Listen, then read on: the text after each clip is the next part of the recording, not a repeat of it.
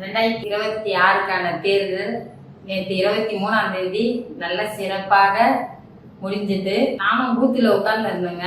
நான் என்னமோ நினைச்சேன், ஒரு பரபரப்பா போகும் அப்படின்லாம் நினைச்சேன். ஆனா ஸ்மூத்தா அழகா போச்சுங்க.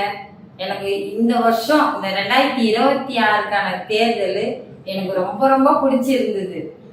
அவ்வளோ ஒரு அழகா ஆர்வமா எல்லா மக்களும், சில வருஷங்கள்லாம் வெளியில வராம இருந்தவங்கலாம் இப்போ ஓட்டு போடணும்னு ஆசையா வந்தாங்க.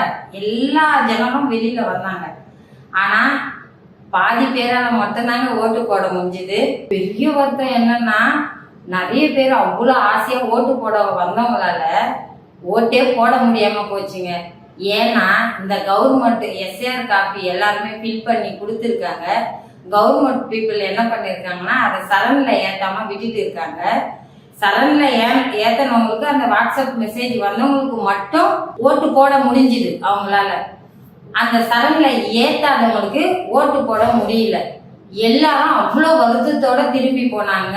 இளைஞர்கள் அவ்வளோ துடிப்பா வந்தாங்க, முன் வந்தாங்க. இளைஞங்க எல்லாமே முன் வந்தாங்க. ஆனா அவங்களால அந்த ஓட்டு போட முடியலன்னொடனே அவ்வளோ சோகமா போனாங்க. வருத்தப்பட்டு எங்க கிட்ட பேசிட்டே போனாங்க.